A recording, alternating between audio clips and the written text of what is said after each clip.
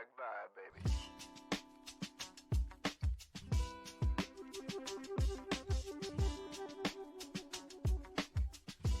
Welcome to the Cup of Joe Show, where we explore the journey of recovery from alcohol and drug addiction. One story, one conversation, and one step at a time. I'm your host, Joe, creating a safe space for honest discussions about the challenges and triumphs of addiction and alcoholism. In each episode, we'll hear inspiring stories that uncover tools that make healing possible. Sobriety is not a one-size-fits-all journey, and you don't have to face it alone. Recovery is possible, and it's worth it. Thank you for joining the Cup of Joe Show. Now let's get started.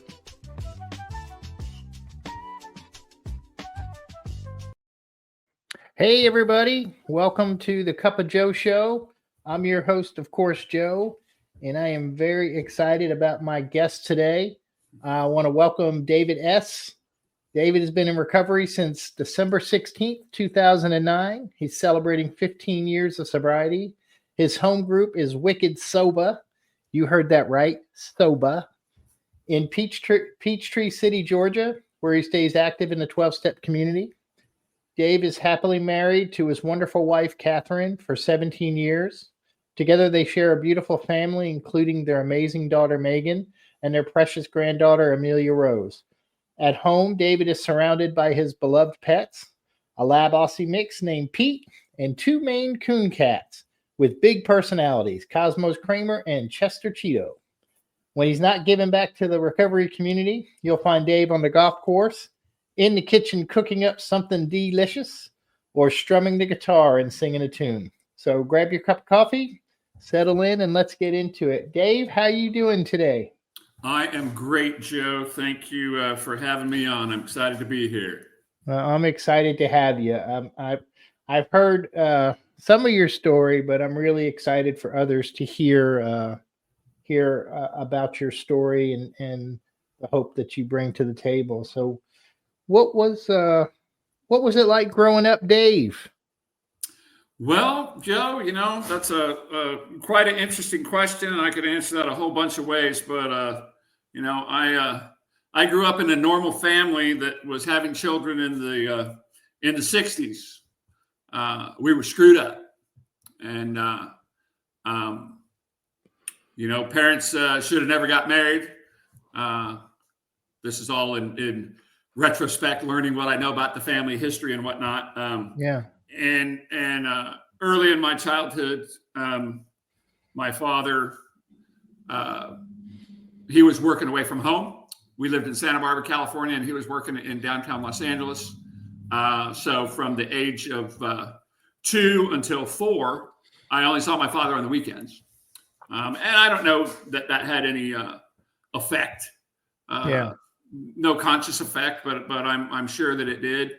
I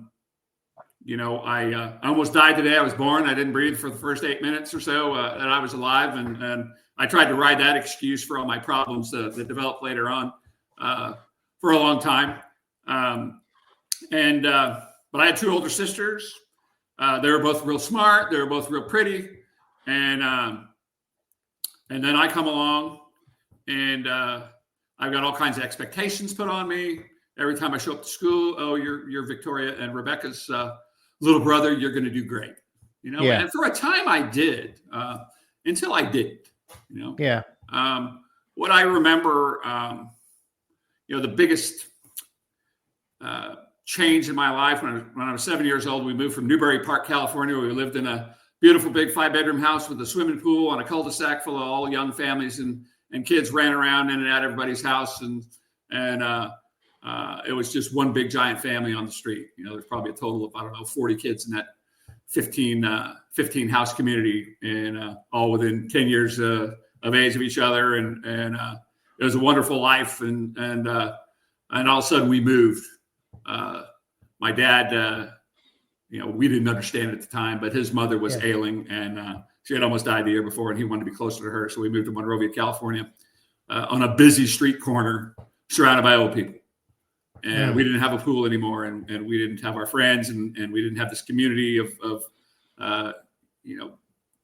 what it's like growing up on a cul-de-sac full of kids, and that's when I was in trouble long before that. part of my story I share, at 4 years old, when I read the bedevilments on page 52 of the Big Book, Alcoholics Anonymous, basically that could be summed up that I'm a useless piece of crap. I felt that way at 4, and I started stealing. And by 8, 9 years old, I'm still feeling that way, and I discover sugar, and I'm lying, cheating, and stealing, and manipulating to get all the candy I could get, and video games, the same thing when they came out early on with Pac-Man and Asteroids and those games, and then I started getting loaded at 12, but my home was not happy. I had these expectations because I watched TV, and we watched Father Knows Best and the Brady Bunch and shows like that show these idyllic households. Yeah. I thought I was getting ripped off. Why isn't my house like that? And it became a war zone. After we moved, it was just everybody hated Dad for moving us, and we didn't get it. And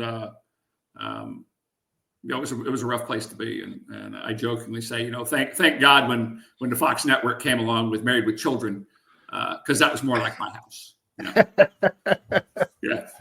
More like my house. Yeah, I was thinking when you said, you only saw your dad on the weekends between 2 and 4, not to go back. And then you said, you remember at 4 kind of starting to steal and starting to kind of act out a little bit. And that continued, until you say you took your first drink at 12. Is that right? That's the first time I got a buzz, Of course, before that, sip of beer here and there, Yeah. I remember the first time I tasted alcohol. My neighbors across the street, the Holberts, had a bar, and I loved to go over there and play behind the bar. And they had the bottle of Galliano, big, giant, tall, skinny bottle, looked like a urine know it sample, well. right? And I stuck my finger in that one day, and oh my God, it's like, how can people drink this stuff? Yeah. Of course, I didn't have enough to get an effect. Yeah. So when did you get the first effect? What was that? Well, I was 12 years old, and I always wanted to be cool, Joe. I don't know about you, but I want to be cool, and if I could just be like that guy, over there. If I got the right house, the right job, the right whatever, at 12, it's more like you got the cool clothes, and you got the right bicycle, and maybe you got a girl that'll swap spit with you at school or something. And it was always somebody else. And I'm walking home from my square friend's house on a Friday around sunset. And these two guys, Jimmy Nevins and Kenny Couchman, are sitting in their lawn chairs on the corner, in a residential corner, and sitting under this tree, smoking cigarettes and drinking. And they're like, "Hey, Dave, you want to have a beer?" And these guys are 17 years old, 18 years old, got long hair, smoke Marlboros, ride motorcycles, got hot rods, and they're cool. Now, in retrospect, who's cool? How cool can you be when it's Friday night and you're hanging out on a residential street corner under the tree, sipping Coors Light and drinking Southern Comfort, right? And not a woman inside. But I'd always told my mom I wouldn't drink, I wouldn't do drugs. I wouldn't do this stuff. And comes down to keeping an oath to my mother or being cool. It's obvious which one I'm going to choose. Okay, so I sit down and start drinking Coors Light and taking sips off this bottle of Southern Comfort, and neither one of them tastes too good, but all of a sudden I got a feeling I've never had in my life before. And all of a sudden it was okay to be me. Anytime I share, I always say, my name's David Stoller, and it's good to be here, and it's good to be sober, and it wasn't always that way, And it was not good to be me prior to that moment. And, so I started in, and I went out. I got home. I don't remember going home. I just know that I woke up with my first hangover. I go in the bathroom and I puked on the wall. Couldn't even hit the first time out. Couldn't even hit the toilet right. And I'm thinking, I'm never going to do that again. And I never ever drank Coors Light and Southern Comfort together ever again. But I knew I was going to drink again. And from that day forward, whatever you gave me, pills, something to smoke, something to snort, something to drink, I'm going to do it. And I'm going to do it to excess. Yeah. One thing that I discovered is that people my age weren't doing that stuff. So everybody I'm hanging out with is 5-10 years older than me. Yeah. So of course I've got to drink twice as much to prove I'm half as good, just to, carry my freight, pay my freight into the club, Yeah. And it really had nothing to do with being an alcoholic at that point. Yeah. Did anyone at that time, were there any consequences, Dave? Does anything happen early on, other than a hangover, Yeah. and I said consequences that I wasn't willing to pay? No. Right. Yeah. My MO from 12 until I was about 16 was wherever I went, if there was, days of kegger parties and bands in the backyard kind of stuff on the weekends. And I'm showing up early and I'm standing right by the keg and I'm drinking all I can drink for my $1 or $2 that you had to pay to get in the party. And I'm just there, just drinking. I'm going to get fucked up. Yeah. Right. It's not about, let's just get a nice little buzz and chill. It was about showing off. Look at me. Look at how much I can drink. And I make a fool out of myself and I get drunk and throw up. And I'd end up under the bush, or I'd end up passed out in the bathtub. Or I'd be hitting on your girlfriend right in front of you, doing stupid shit. Yeah. And I didn't care. Wake up in the morning. Where am I? How did I get here? Calling your friends and going, gee, what did I do last night? Oh, you did this. Oh, I jokingly say, bad press is better than no press. They're talking about me at least. I'm not invisible anymore. Yeah. Yeah. So that's interesting to say about, you felt invisible. I get that, I get that. Yeah. And I wasn't invisible. That's the crazy thing. In junior high school, all through school, I'm one of the smartest kids in my class, if not the smartest. I was good at music. I won awards for music. I was voted the best athlete in my class in junior high 3 straight years. And I hung out with the cool kids. But what was I feeling inside was nothing like what I was showing on the outside. Yeah. A good example, I think, of that is I played on a club soccer team. When you were on a soccer club or club baseball, whatever, it really meant something. It didn't mean your parents had money on putting you on a team and cart you around and spend thousands of dollars so they can get you a participation trophy. You had to be good, and you had to be invited. And I got invited to be, and I'm the only kid from Monrovia. The team was based in Arcadia, right next door, which was the rich kids. And I had this crappy ass bike. And sometimes I had to ride my bike to soccer practice, and I would hide my bike so my friends didn't see it. Yeah. And because I was ashamed. Because they've got the nice GMCs, the Webcos, whatever, the bikes that, $500 then, 45 years ago, Yeah. And I've got a Kmart special girls bike because it was a hand-me-down, Yeah. And crazy thing, that bike actually got stolen. What a loser. It reminds me of a friend of mine always says, we compare our insides to other people's outsides all the time, so what were some of the biggest lies you told yourself while you were active, drinking, drugging, doing all this? Well, that's a really good question, Joe. And I'll tell you up front, I have to divide my story really from the time I start drinking and using at 12 until I go to rehab the first time at 19. And then I've got 20 years of in and out of Alcoholics Anonymous before I had that final long run and got sober. But, from 12 to 19, I'm just partying, the lie I tell myself, I just want to be the cool grandpa. My goal in life, it went from being somebody, right, and being a legitimate contributing member of society. I just want to be the cool grandpa, and I got this vision in my head. I'm 14 years old in high school, right? I got, getting suspended from school for smoking dope and whatnot. But I just want to be the cool grandpa. And I've got this vision. I'm going to have some house with a porch swing, and I'm going to be out there with my grandkids, teaching them how to do a beer bong right and how to roll the perfect joint and all that kind of stuff. I don't really care about what people think about me when all I cared about was what they thought about me. But I was unwilling to do what was necessary for people to think well of me. So again, bad press is better than no press. I'm going to do something to get your attention. Or the lie that, oh, this isn't hurting anybody but me. Yeah.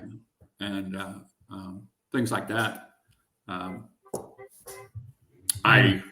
The idea, we talk in Alcoholics Anonymous, Joe, about, the great obsession of every abnormal drinker is to, be able to control and enjoy their drinking. So from 12 to 19, I never tried to control or enjoy any part of drugs or alcohol consumption. Yeah. I'm just getting loaded. We're just going until it runs out or I pass out or I go to jail. So I never told myself, I can control this or I'll quit when there's a problem, because I was never going to quit. So there's never anything. I'm just going to go have a half pint buzz. Yeah. We're just going to go buy one joint and a quarter gram of Coke and split a pint of vodka. That's not even enough for me to get started, let alone share with my buddies. Right. So I never had that. But probably the biggest lie I told in the end, really thinking about it, is that it was my parents' fault why I was the way I was. If their marriage was better, if my dad had been around more, if we had never moved from Newbury Park to Monrovia, my life would be different. And I rode that lie for a long time. I don't know what else. Those are probably the big ones. What got you to rehab at 19? Can I say the word? Yeah. Crack. Yeah. 1985. Crack's just coming out, and I don't know nothing about it. And I'm at my buddy Ray's house, and he hands me this pipe. Says, "Here, hit this." And it's the back end of his hit, right? But there's still plenty there, and I will never forget. Like we talked about the first time I got a buzz and what that was like, but the first time I smoked crack, I will never forget. My first thought was, "Oh my God, this is amazing." Yeah. My second thought was, "I'm in trouble." Of course, you know what the first words out of my mouth was, "Can I have another one?" Yeah. And that was like September, October 1985. I graduated from high school and I'm working in the restaurant business. I'm driving an RX-7 sports car, and I'm absolutely insane. And all of a sudden, I went from primarily just smoking a lot of weed and drinking all the time to I've got to have this stuff. And I'm at my buddy's house every night, start staying out all night, wasting all my money. And my parents went on vacation, and I decided I'm going to trade my car for a couple of ounces of Coke and 65 Carmagia. And I'm going to become, Scarface of Glendora. I'm going to become a big time cocaine dealer. And by the end of that weekend, I still got a few bucks in my pocket, but somebody stole all my dope, and I got this crappy car that I find out is all screwed up. And I had broken into my parents' house to get the pink slip to my car, so I could trade this guy. And because they had locked me out for the weekend because they knew what I was prone to do while they were out of town. And they come home and they're pissed off as all hell. And I guess my mom got on the phone with my dad. So they're split up at this time, and my mom's with my stepdad. And they come in the room and said, "Well, you know what? We can't deal with this anymore. You're either going to pack your shit and go to rehab, or you're going to leave. And you have 15 minutes to make up your mind."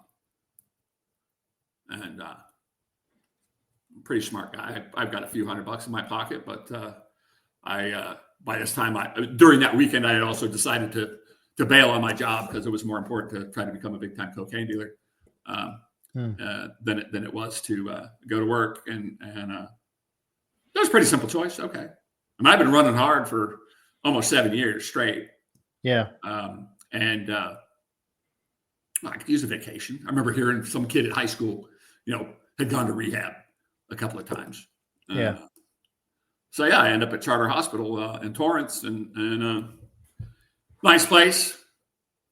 And I get there, and I can be a program winner, Joe. I'm good at doing rehab. I can tell them what they want to hear, and I can obey the rules as much as necessary to get by. And I was there for 30 days, and they're telling me I'm an alcoholic and that I'm a drug addict, and what they do in rehab, worked for some people, didn't work for me. And the real thing, Joe, is that I was not an alcoholic.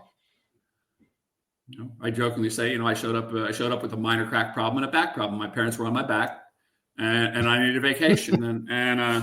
But they're trying to tell me I'm an alcoholic, and maybe by the 20 questions from Johns Hopkins University, I qualify because I answered 3 of their 20 stupid questions, which looking back, I can just change the drinking part of all those questions and change it to thinking.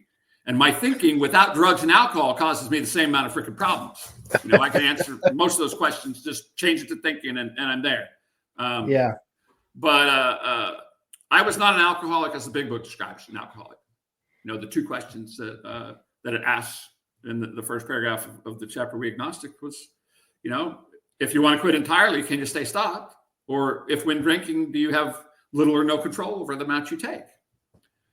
And as I shared with you earlier, there was never any thought of stopping. I'm gonna, live fast, die young, leave a good looking corpse.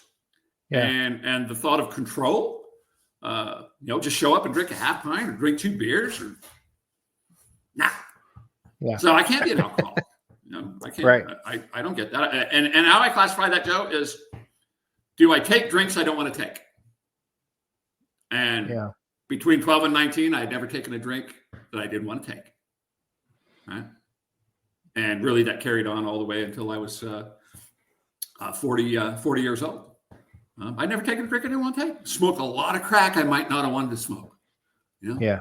Many times I'm going to, okay, we're just going to, I got a pocket full of money. We're just going to spend $50. And, a couple $1,000s later. Yeah. I'm broke and want to die. Yeah.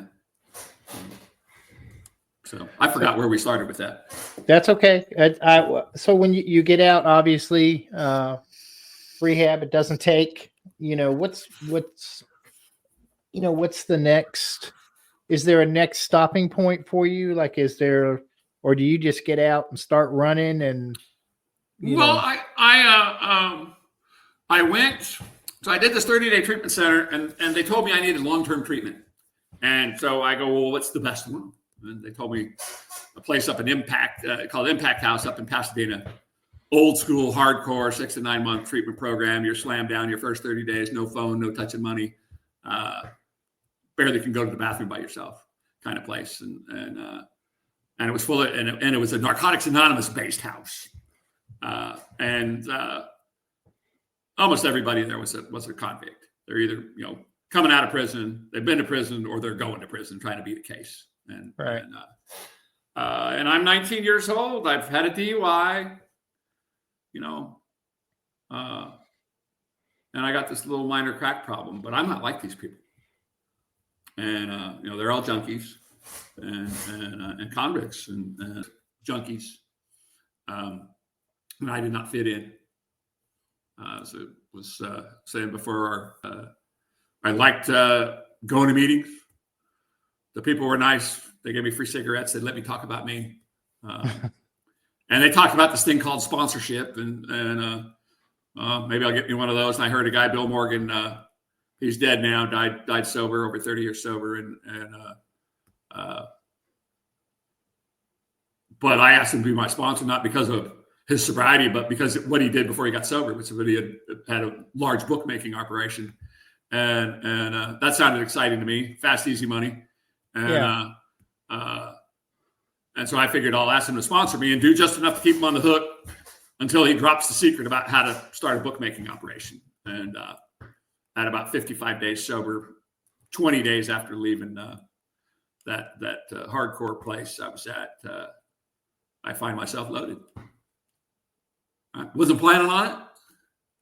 Nothing. I end up walking down the street, and I end up turning right into the dope neighborhood, and here we are. And I actually went and took a bogus 60-day chip, and that was a really shameful experience. Yeah. And I ended up leaving Southern California, and geographic, you could say. My dad said, "I'm going up to this conference in Seattle. I'll take you with me. You're getting in trouble again, and I'll set you up for a couple of weeks, and you can figure your life out." Yeah. So I went up to Seattle, and I ended up, getting right to the dope spot there. Finding, it takes us 5 minutes to find dope. It doesn't matter what town you're in, you're going to find it. True. And I'm running around the hood in Seattle, only white guy running around. I'm up there smoking crack and playing basketball, and I ended up on a fishing boat up in Alaska. And my whole plan there was, man, I can't wait till I get off. I got this guy that I'm on the boat with, and we're going to buy a bar in the Philippines and do all this stuff. And then he ended up ratting me out for something. And I'm, well, you know what? I'm just going to save money. I'm doing math about how much money I can make bringing cocaine to the Aleutian Islands, And I got off that boat and immediately took all my money and went right to the dope spot and spent all my money. Yeah. And I did that. Got back to AA 2 years later. And I thought I would come back before then, but one thing, I know we have people, maybe have a story like mine, been in and out a long time. There's, if you go out, there ain't no shame in coming back. Yeah. Nobody's gonna shame me. I just thought these people were gonna shame me. After all we've done for you, how could you drink, right? Yeah. And I remember walking into the same group, 6060 Wardy Grove group in Arcadia, California, Monday night speaker meeting. And walking in there 2.5 years later, after I had gone to rehab again and got kicked out, but stayed sober. And remember going back there and this old guy that'd been there before, he said, "Where you been? It's good to see you." Yeah. I was getting loaded. He's all, "Really? Okay. You want to read the traditions? Have a cup of coffee, have a seat. Welcome back." Yeah. And I stayed sober for about 16 months. And I always tell this story, and it's cool because I actually got to see this guy, Fred, from Monrovia, who I actually got a real sponsor, and I'm going to take the steps. Now, mind you, somewhere in the back of my mind, I'm still not an alcoholic. I'm a crackhead, right? But I'm going to Alcoholics Anonymous for recovery, because that's where the recovery was. And I'm running around Cocaine Anonymous at night because that's where all the cute girls were, But I asked this guy, Fred, to be my sponsor, and we get in, and I finish my resentment list, and I hear him say something that he shouldn't have been saying at a coffee break at a meeting, talking about one of the guys he sponsored. And it's like, man, he shouldn't be saying that. Right? Mm-hmm. And I immediately, I'm not going to trust this guy. I won't do a fourth step with him or fifth step with him. And it took me a long time to get loaded, but I got stuck on the steps. I'm still going to a bunch of meetings. But I start doing dirt and outside of meetings, and the book talks about, you've either had the obsession's going to come back, and you've either got a relationship with God or you don't. Yeah. And I didn't, and I go go out on crack, right, and promptly get arrested, pick up a felony, and I haven't drank, Joe. Yeah. I'm just smoking crack. I haven't drank, and I'm sitting there in the county jail waiting to go to court for my arraignment, thinking, well, I'll just go to AA. I didn't drink. I don't have to change my date. All right. I love the rationalization. Yeah. And guess what? I get released on my own recognizance out of downtown criminal court building in Los Angeles. You'd recognize it from the OJ trial. Yeah. And I get OR'd out of there, and I got to walk about 5 blocks over to the county jail because that's where they were going to send me, had they not released me. And so all my property was there. So I had to walk to go get my stuff. And I end up these guys wanted these Mexican guys wanted some cigarettes, and all they had was beer to trade. So I took some of their beer. So there went that plan, and I come back to Alcoholics Anonymous, and I'll never forget, the old days of recording machines with a cassette tape in them, and I get home, I've been gone for 3 days, and my message machine is full of people. Where you at, Dave? Where you at? I've only gone for 3 days, right? Yeah. But I'm the AA poster boy. I'm the CA poster boy. I'm going to 10, 12 plus meetings a week, and I'm everywhere. And I remember crying, and I wasn't going to come back. And I called this one girl, and she says, "No, come pick me up. Take me to you take me to the meeting." And I go pick her up and raise my hand as a newcomer. And in 1989, if you had over a year in Cocaine Anonymous, it was only 4 years old at that time, I think.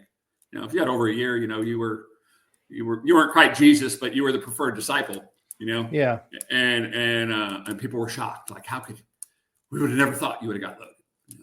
And I'll never forget a guy coming up to me. It's probably the meanest thing somebody's ever said to me in Alcoholics Anonymous. He says, "What's different this time, punk?" And I had to ask myself, what's different? Yeah. And mind you, I'm still not an alcoholic. I'm just a crackhead. But I get a sponsor, get a new sponsor. I do a 4th and 5th step, but he doesn't have me do a sex inventory or a fear inventory. It's just resentments and whatnot. And I go do that, and I make some of the half-ass amends, to the family and a couple other ones. But I never finish the process. I'm just going to meetings and sponsoring guys.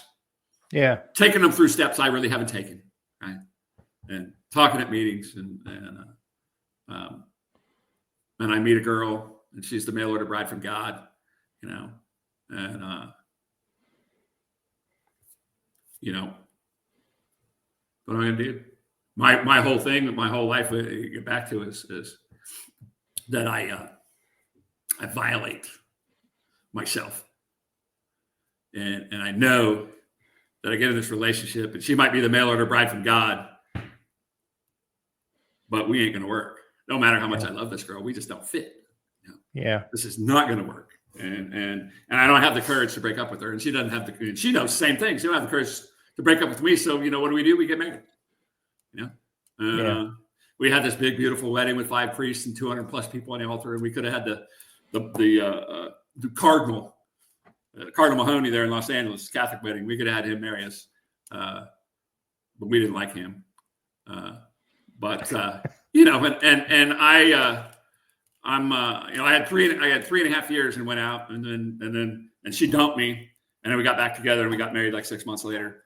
But I drank the night before the wedding, and I'm drinking on the honeymoon, and I start smoking crack probably 10 days after we get married, and I'm living this thing about, like, I love this girl, right? And I want to do right by her, and I can't, and I know it's not going to work. You got all this crap going on. And, we played that game for almost 2 years. And, one of the big highlights of powerlessness, the true, the obsession, not the powerlessness that's what powerlessness once I start, but also just not being able to not take the first one. And my wife had brain surgery. And she told me, I'm going to go and have the surgery, and you're either going to be here or you're not. And if you're not, we're done.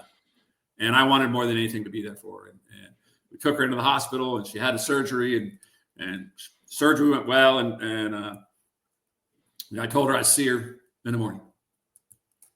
And I was on felony probation at the time. And don't you know, I had to go test in the morning. And I go test, and I'm driving to see her. And, God's sense of humor was the hospital she was at. It's right in the middle of Cracktown in Los Angeles, right up the street from MacArthur Park, which is the largest open-air drug bazaar in the Western United States.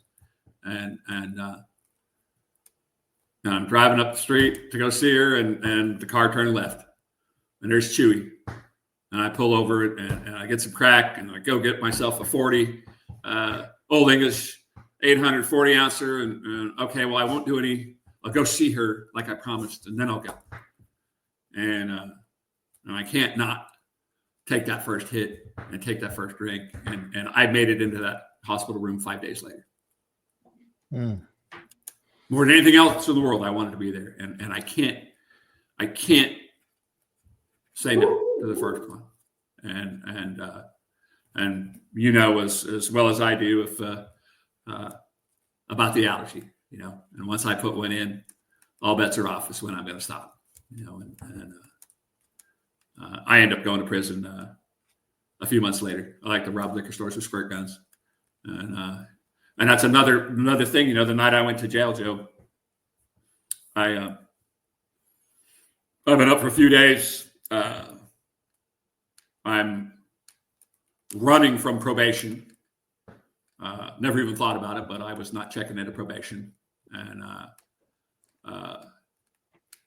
I'm broke. And I need a hit and I need a drink, and it's a Sunday night. And I had been robbing liquor stores with this 357 Magnum squirt gun and getting away with it. And I figure, okay, I'm going to go over here and rob this spot, and I'll be good. And for whatever reason, I got to the place I was going to go, and they were just closing, and I'm pulling up the guys locking the door. I can't go there. And I go across the street to this all-night donut shop, and I get $40. Now, why I pulled right up in front of the donut shop, I don't know. Why I turned the car off and took my keys, I don't know. But I did. And I get out. I'm in and out 45 seconds, and I can't find my keys. I stood out there for like a minute and a half, which was long enough for the cops to get called and for me to not be crossing the city limits into the next town before they saw me. And I ended up going to prison for 7 years, you know. But the best thinking I had the power to carry out, I always talk about this is when we hear people and we hear in meetings, you know, your best thinking got you here. And the part that's left out is the best thinking I have the power to carry out got me here. Yeah. Because my best thinking is you don't do that, right? But I don't have the power to not do that. Yeah. You know? My best thinking is always right. I know what right and wrong is. And I know I have a moral compass, but I don't have access to the power that allows me to live that way. You know? Yeah. So now we're up to, I go to prison for 7 years. Yeah. So I don't know if you got more questions on that or. Well, what type of bottom was that, you know, as far as from a spiritual perspective, Dave? Did that help you, or was it just more? As far as going to prison and whatnot, yeah, absolutely. I wasn't the guy that went to prison and was saying I didn't do it. You know, I thought the sentence was a little harsh. You know, I would have had a much lower sentence had the year before I not pled guilty to a case that for a crime I didn't commit. And again, violating myself. We talk about this, violating myself. I didn't commit the crime. Yeah. My wife was crying. When are you coming home? When are you coming home? You know, and I don't know what would have happened had I just said, screw it, I'm going to take this to trial. And if I get found guilty, so what? At least I stay true to me. Right. Yeah. But I didn't. And so that prior case, you know, went from spending 12 months in jail to getting sentenced to 9 years and getting out in 7. But that 7 years, I grew up a lot. You know what? I learned how to stick up for myself. I learned how to eat lunch by myself if I had to. Yeah. You know, as opposed to having to be around somebody. No, I don't need to be around your insanity. You know. Yeah. And I learned a lot about respect and how to carry myself, not as a tough guy, but really as a man of integrity. When I was there, it's like I was in several different prison yards, and you know, I didn't play prison politics or any of that, and get caught up in the racial stuff. And I'd get on a yard and be scary because I'd have to go up to the shot caller and tell him, hey, you know what? I don't play with you. All right. If there's a war on this yard and you guys want to go to battle, I won't be there. I didn't come in here with you, and I'm not leaving with you. So if you got a problem with that, let's handle that right now. And they play little games, but they saw quickly that what I said was followed up by how I acted, and I got left alone, and I had a lot of respect on the yard.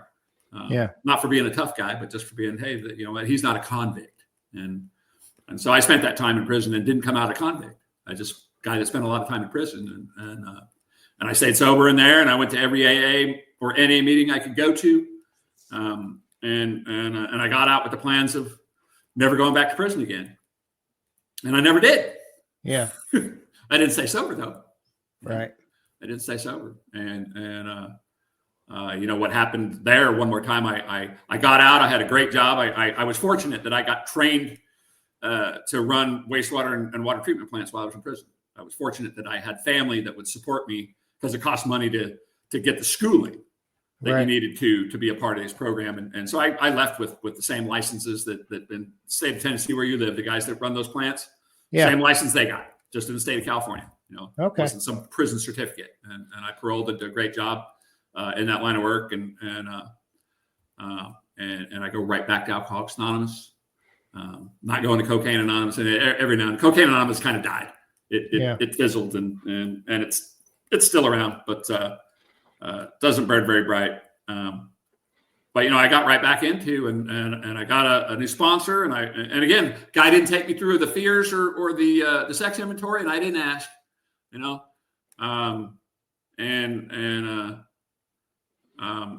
I get in a relationship with a woman again that I shouldn't be with. She was a girl. She gave me my first rep of hickeys when I was 14, and we met at the 20-year class reunion, and I'm sober, and she's a raging alcoholic, and I got to get out of this, and I can't, and I started doing dirt in my personal life again. At this time, I'm going to 10 meetings a week, and I'm sponsoring 5 guys. I'm going on 3 panels a month, and I literally went from doing a book study with a sponsee to the liquor store in the dope spot. And how does that happen? Talk about the spiritual thing. I was in a good spiritual place when I got out of prison. Yeah. But it's like staying in shape. You push the weight, you stay in shape. If you quit pushing the weight, right, you lose your strength and end up fat and happy. And so one more time, I'm in that place. Back to we talked earlier about the bedevilments. I'm doing dirt and I'm no use and I can't stand living in my own skin. And so what do I turn to? Go pick up a hit, end up in the hospital, almost dead. And I tried for about 6 months. I came right back and tried going back to meetings and I couldn't get the sobriety feeling back, which what the sobriety feeling is when it's good to be here. It's good to be sober. Like, yeah, this is good. Yeah. Couldn't get it back. Well, I didn't take any steps. I went to some meetings and people were mean to me and called me newcomer. And that's a whole another thing. I don't. I don't treat people like that. But I knew I had some knowledge. I didn't have enough, but I had some, and there were some things I knew. And newcomers for me are people that are in their first 30 days of meetings. Period. First time ever. Yeah. Or people that have been around, maybe they've never taken the steps, never done anything in the program. Everybody else, if you've done stuff and you've had sobriety and you go out, you've had some recovery, not just physical sobriety, you're a retread, And we need to be slapped. Some of us need to be slapped around a little bit, but there were some people there. And in the end, I was looking for an excuse, Joe. Looking for an excuse. Yeah. So what was the turning point, Dave? What turning was the point turning point for to getting sober again? Yeah. Well, I first I had to become an alcoholic, Joe. I sometimes wonder, how do people sit in Alcoholics Anonymous when nothing in their story says they're an alcoholic? And some people can do that, and my hat's off to them. I just always kind of felt like I'm saying this stuff. I only said I was an alcoholic because I had to say I was an alcoholic to share in a meeting of Alcoholics Anonymous. But I was just a crackhead. At this point, I still haven't taken a drink I didn't want to take. Now, what happened is when I go out, I meet my current wife. I meet Catherine. I tell her our second date, don't fall in love with me. You're the rebound girl. We're gonna have a good time for about 90 days. I'm gonna kick you to the curb. And hopefully we can be friends. And you know me well enough that that's exactly how I said it. I don't sugarcoat. I'm just a plain spoken guy. And I can see that. And day 91, I take her to meet my mother. But about day 30 of this relationship, I'm loaded again, and I had taken a 60-day chip, Where's that 90-day? Might even been a 90-day chip. But I got nothing. I'm just going to some meetings. And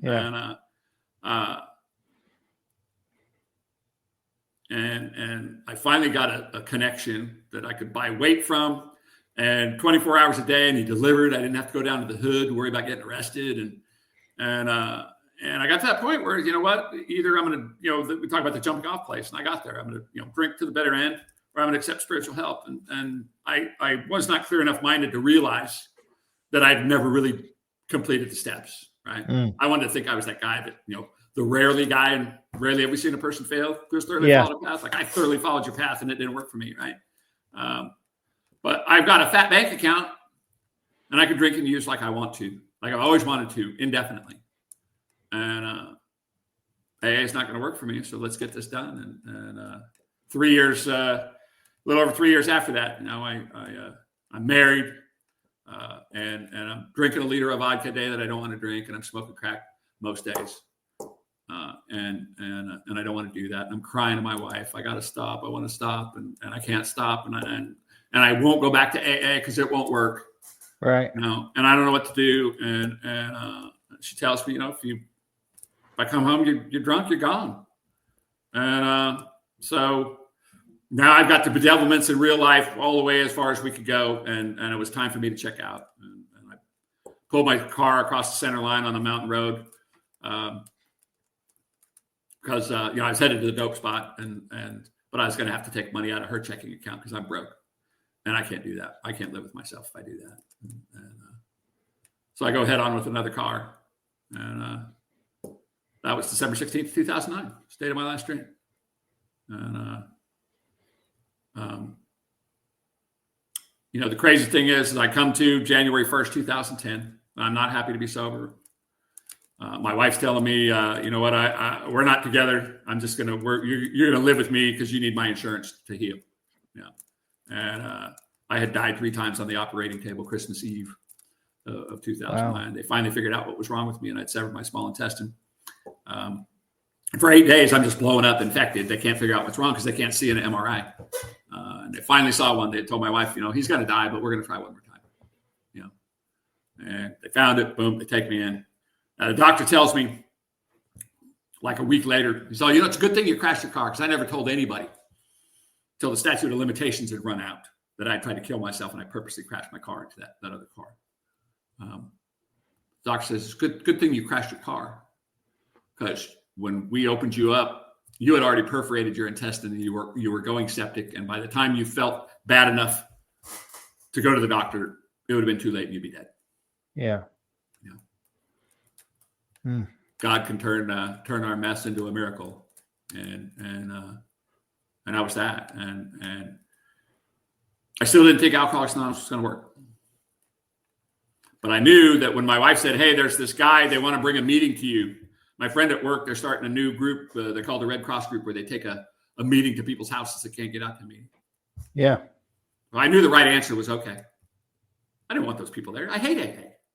Yeah. Screw you and the horse you rode in on ain't working for me. I've done your steps. Screw you. Yeah. But they come, and we end up having a great meeting for about 3 months on Thursday nights, and we'd have sometimes 15 people come show up. And it wasn't good to be here and good to be sober. I didn't see myself staying sober. I didn't think AA was going to work. It was nice to have fellowship. It was nice to have some company. Because I was by myself up in the mountains all day while my daughter went to school. My wife was at work, and I had no job and no car and no driver's license and no nothing. Yeah.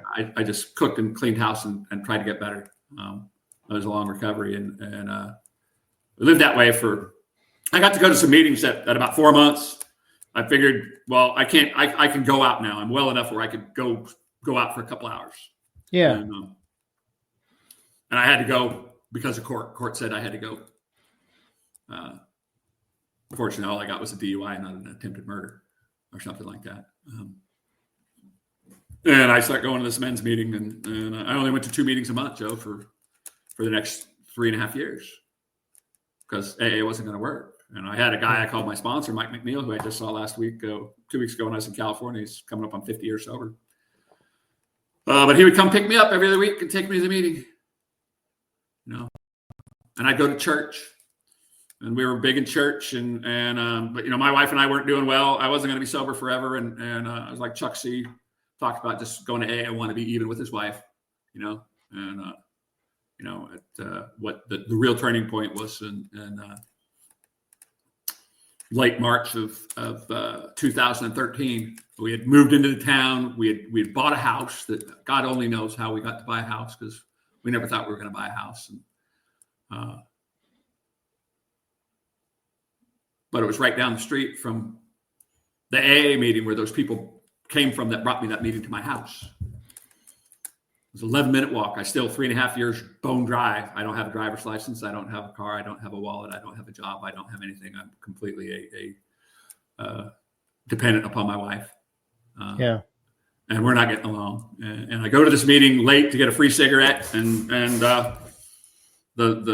I always talk about, the light switch to Alcoholics Anonymous was firmly off. And I walked in that room. I figured I could sit here for 30 minutes so I can get a free cigarette.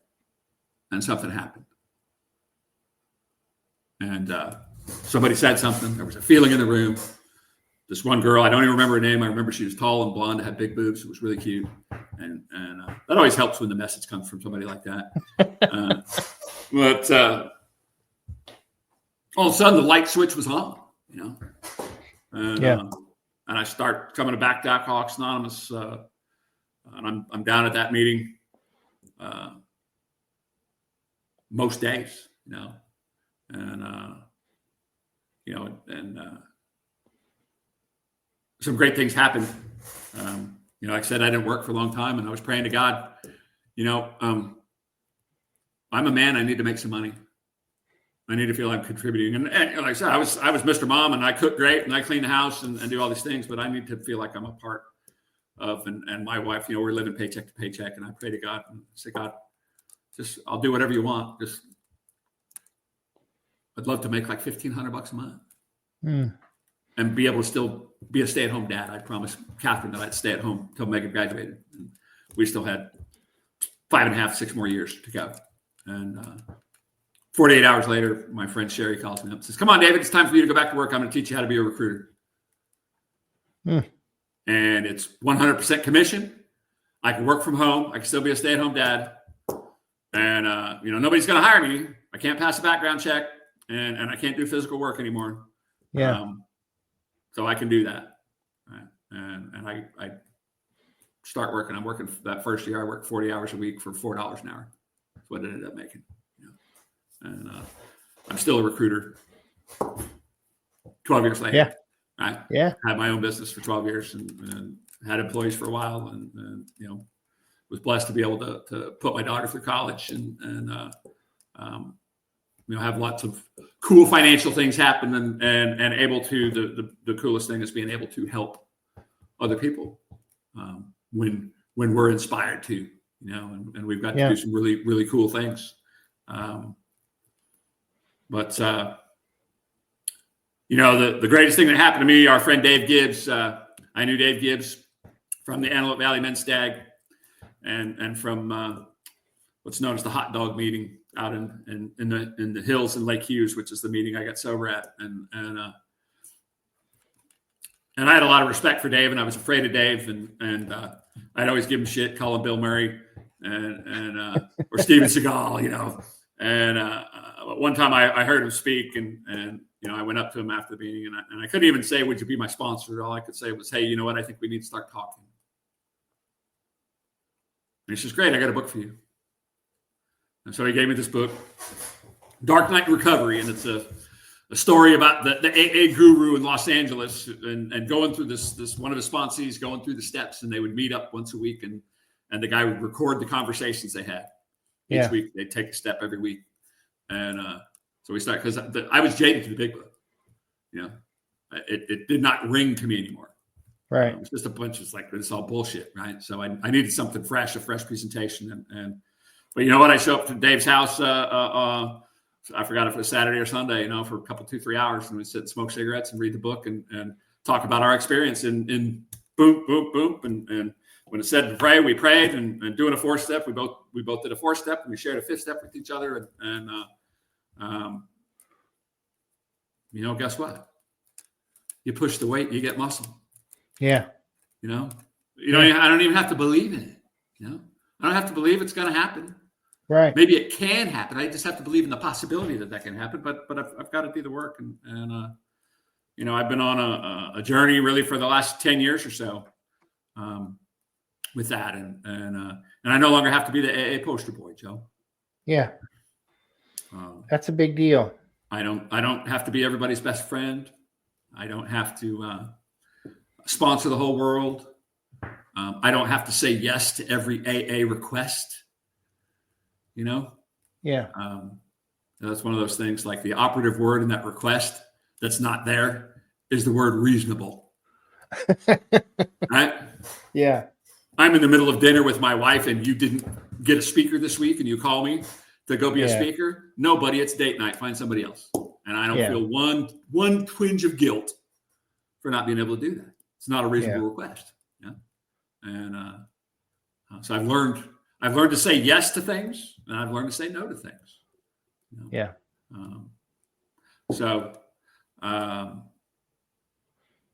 The last 10 years have been a ride. Catherine and I, 7 years sober, we're about ready to get divorced. We're probably a couple months away, and she got some help, and we got some help, and we ended up going to this group, Partners in Progress, Recovering Couples Anonymous.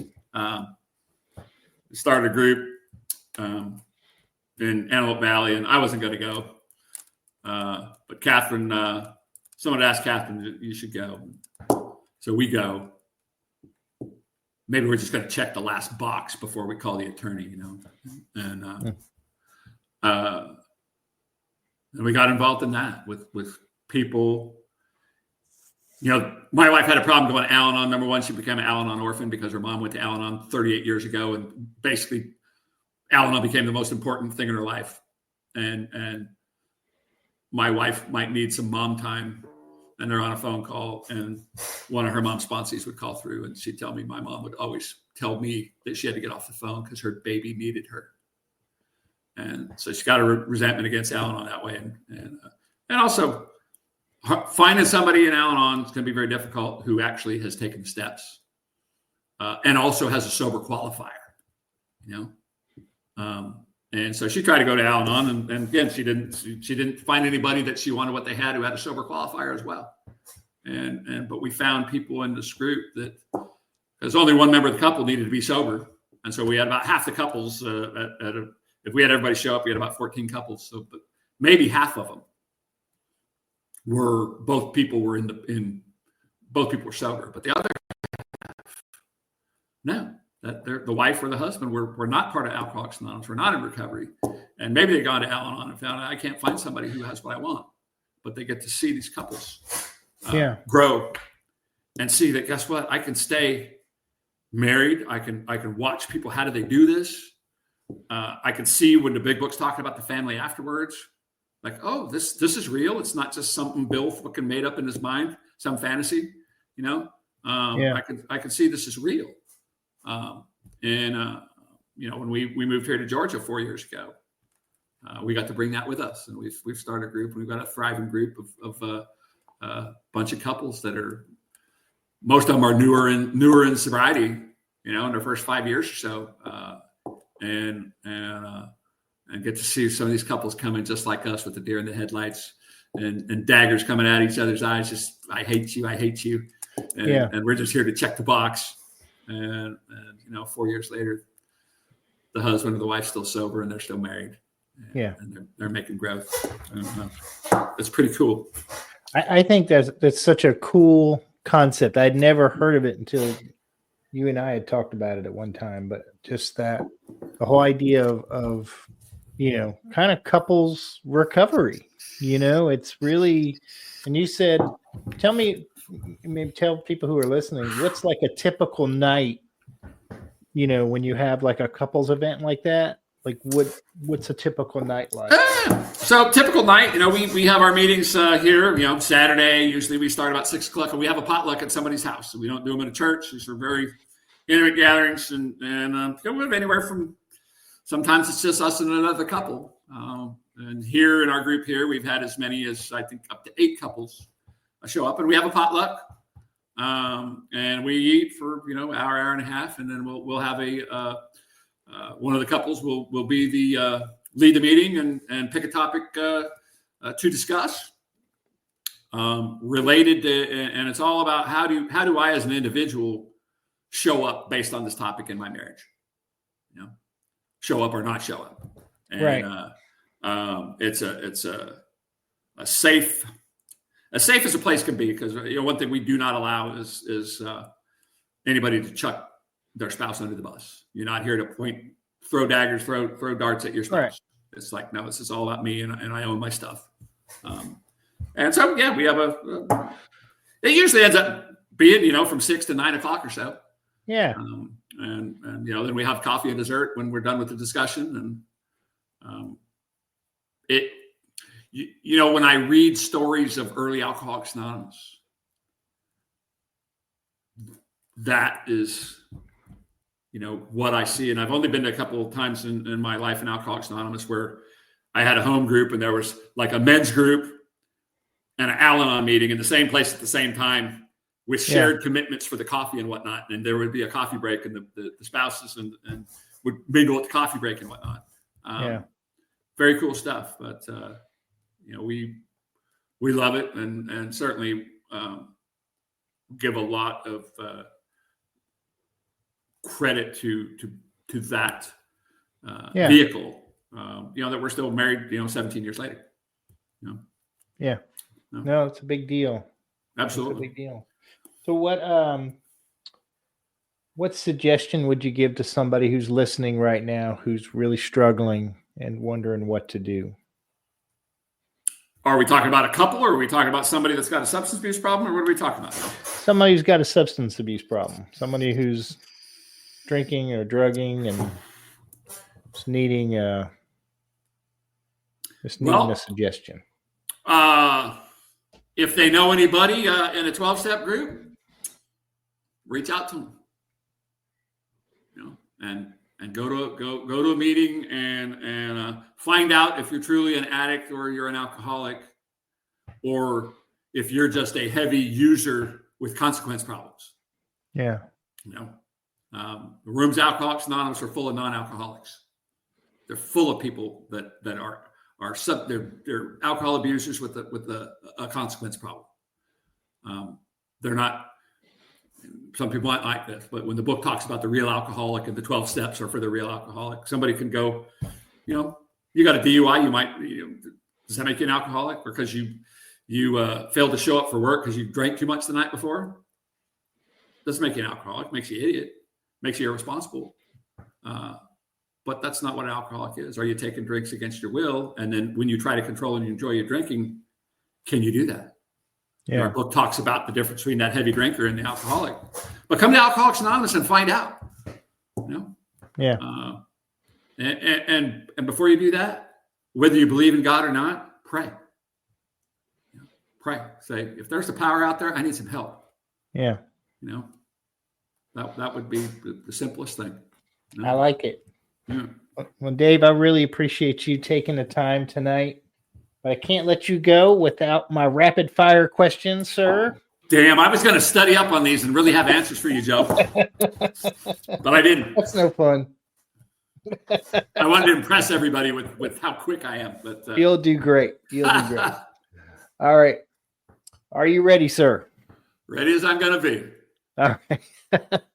What is your favorite recovery slogan? It's one that you don't hear much. Don't read the book, do the book. What is your least favorite recovery slogan? Meeting makers make it. What do you think is your sobriety superpower? My sobriety superpower, that's a really good question. And I would say this is over time, having the ability to, when I sponsor guys and take them through the steps, I can speak their language. The pictures and the thoughts and the feelings and the principles, put them into their daily language. I'm a Jesus follower, and I know when Jesus would he do parables, if he was talking to fishermen, he told parables about fishing. If he was talking to shepherds, he talked parables about shepherds. So yeah, I really dig deep and find out what these guys' lives are like, and where they can they can do that. I would say that's my superpower. I like that. If you could say one thing to your former self, what would it be? Wow. What would it be? Don't violate yourself. What song do you play to lift your spirits when you need a boost? These are a few of my favorite things from The Sound of Music. Oh, I like that. If you could grant yourself one wish to help with your recovery, what would it be?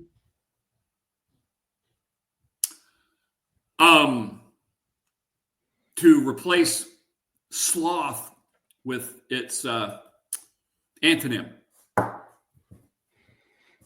All right. I know you're waiting for me to tell you what that is, but I'm not gonna. I forgot what that is. But having the ability to act now. Yeah, I hear you. I've got an idea, but let's do it tomorrow. Yeah. What step do you love the most? What step do I love the most? Like practicing the step myself?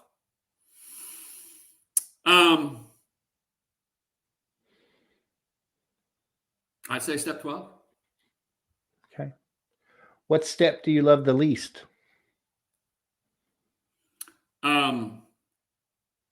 Beforehand, step 9. What is your favorite curse word? Fuck. And if heaven exists, what would you like to hear God say when you arrive at the pearly gates? Well done, good and faithful servant. Very nice. Dave, thank you so much.